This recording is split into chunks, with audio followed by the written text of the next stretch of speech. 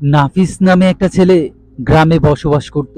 তার অনেক স্বপ্ন ছিল, সে জীবনে বড় কিছু করবে, বাবা মার মুখ উজ্জ্বল করবে, গ্রামবাসীর জন্য কিছু করবে। কিন্তু দুঃখজনক হলেও সত্যি, নাফিস নিজের জন্যই কিছু করতে পারছে না।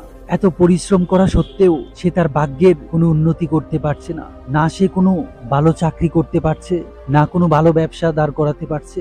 এই নিয়ে নাফিস খুব হতাশ ছিল। তো একদিন সেই গ্রামেরই একজন ধনী ব্যবসায়ী, যিনি শহরে বসবাস করত, তো একদিন সে ছুটি কাটানোর জন্য গ্রামে বেড়াতে আসে। নাফিস মনে মনে সিদ্ধান্ত নিল এই ধনী ব্যবসায়ীর কাছে কোনো পরামর্শ নিবে। তো নাফিস তার বাসায় গিয়ে ধনী ব্যবসায়ীর সাথে দেখা করে তাকে জিজ্ঞেস করে, স্যার, যদি আপনি কিছু মনে না করেন, আমি একটা প্রশ্ন করতে চাই। তখন সেই ধনী ব্যবসায়ী বলল, হ্যাঁ অবশ্যই, কি জানতে চাও? তখন নাফিস বলল, স্যার, আপনি গ্রামের মানুষের জন্য অনেক কিছুই করেন।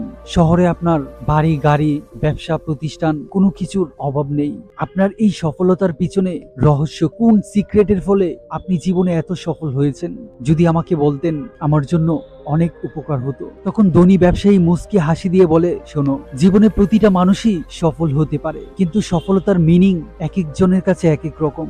অনেক সম্পদশালীও সুসাইড করে মৃত্যুবরণ করে। অনেক ধনী হলে তোমার ভিতরে কোনো শান্তি নেই, হতাশা, ডিপ্রেশন, অসৎ উপায়ে ধন সম্পত্তি অর্জন করলে এটা তোমাকে কখনোই সুখী করবে না। আর সুখী না হতে পারলে তুমি ধনী হয়ে কোনো লাভ হবে না। তুমি কি চাও? তুমি কি ভিতর থেকে সুখী হতে চাও, নাকি সম্পদশালী হতে চাও? তখন নাফিস বলল, স্যার, আমি দুটোই হতে চাই, আমাকে যদি বলতেন। তখন সেই ধনী ব্যবসায়ী বলল, তুমি যদি জীবনে আর্থিক এবং মানসিক দিক থেকে সফল এবং সুখী হতে চাও, আমি তোমাকে বেশি না 5টা নিয়মের কথা বলবো। তুমি কি পারবে এই নিয়মগুলো ফলো করতে? তখন নাফিস বলল, জি স্যার, অবশ্যই পারবো, আমাকে পারতেই হবে, আপনি যদি বলেন।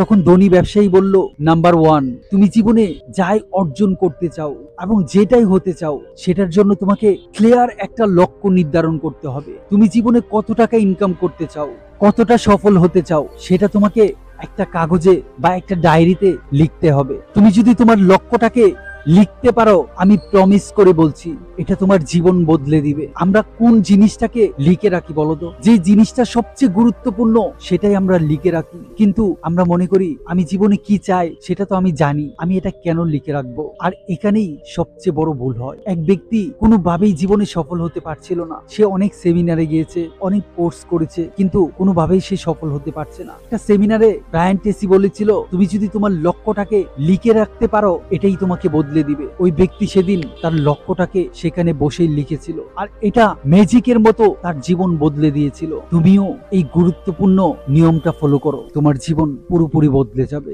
নাম্বার 2, তুমি যে লক্ষ্যটা লিখে রেখেছো বা যেটা অর্জন করতে চাও, সেটাকে পাওয়ার জন্য তোমাকে মূল্য দিতে হবে। থিঙ্ক অ্যান্ড গো রিচ বইয়ের লেখক নেপোলিয়ন হিল বলেছেন, তুমি যা কিছুই পেতে চাও, সেটা পাওয়ার জন্য যদি তুমি মূল্য পরিশোধ করতে পারো, এটা অবশ্যই তুমি পাবে। এখন তোমাকে জানতে হবে মূল্যটা কিভাবে পরিশোধ করবে, কি দিয়ে পরিশোধ করবে। সেই মূল্যটা পরিশোধ করতে হবে তোমার পরিশ্রম, তোমার ডেডিকেশন, তোমার ডিসিপ্লিন, তোমার স্যাক্রিফাইস দিয়ে। তুমি যদি এইগুলো দিয়ে মূল্য পরিশোধ করতে পারো, তাহলে 100% তুমি সেখানে সফল হবেই।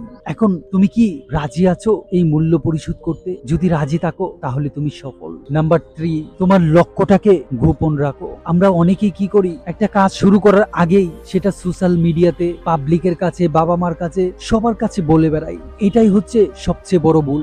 কারণ তুমি যেটা হতে চাও, তুমি যেটা পেতে চাও, সবাই তো সেটা সেভাবে পেতে চায় না। বা তুমি তোমার জন্য যেটা ফিল করো, এটা অন্য কেউ সেভাবে হয়তো ফিল করে না, আর এই জন্যই তারা নেগেটিভ মন্তব্য করে। ফলে তুমি হতাশ হয়ে যাও, সেই কাজটা ছেড়ে দাও। তাই তুমি যে লক্ষ্যটাই অর্জন করতে চাও, সেটা কারোর সাথেই প্রকাশ করবে না, কারণ মানুষ তোমার সফলতা দেখে হিংসা করবে, বদনজর দিবে। আর বদনজর এটা মানুষের উপর খুব খারাপ প্রভাব বিস্তার করে। চায়নার সবচেয়ে বড় উদ্যোক্তা জ্যাক মা বলেছেন, তুমি তোমার লক্ষ্যটাকে গোপন রাখো, এবং তুমি যখন লক্ষ্য অর্জন করবে, তখন তোমার রেজাল্ট কথা বলবে। তুমি যে সফল হয়েছো, বড় কিছু অর্জন করেছো, সেটা তোমাকে পাবলিশ করার জন্য তোমার বলতে হবে না। তোমার কাজই চিৎকার করে জানান দিবে যে তুমি এটা অর্জন করেছো। আর এতদিনে তুমি বদনজর, হিংসা তোমার উপর পড়ার আগেই তুমি অলরেডি সফল হয়ে যাবে। তাই জ্যাক মা বলেন, নিজের লক্ষ্য, নিজের নেক্সট স্টেপ কি হবে সেটা কখনোই পাবলিশ করো না, এটাই তোমাকে সফলতা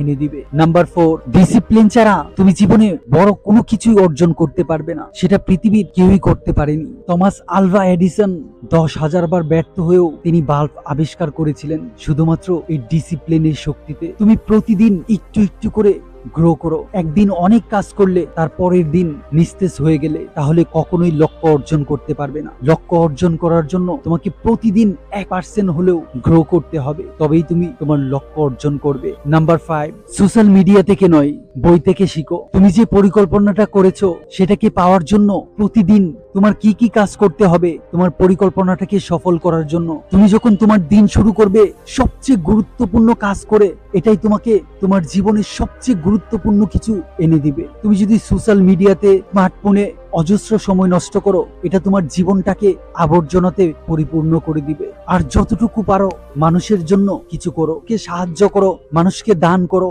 এটা তোমাকে ঘুরে ফিরে তোমার কাছেই নিয়ে আসবে, আর এটাই তোমাকে উন্নতির স্বর্ণ শিখরে নিয়ে যাবে। তুমি যদি এই 5টা নিয়ম ফলো করতে পারো, আমি প্রমিস করে বলছি তুমি তোমার জীবন বদলে দিবে। তখন সে এই ধনী ব্যবসায়ীকে কৃতজ্ঞতা প্রকাশ করে নিজের সাথে প্রতিজ্ঞাবদ্ধ হয়, আজ থেকে আমি এই 5টা নিয়ম ফলো করবই। আপনিও যদি আপনার জীবনের উন্নতি করতে চান তাহলে এই 5টি নিয়ম ফলো করতে পারেন। যদি আপনি রেডি থাকেন কমেন্টে অবশ্যই লিখে যাবেন ইয়েস। জাস্ট ইয়েস লিখে আপনার সাবকনসিয়াস মাইন্ডকে জানিয়ে দেন।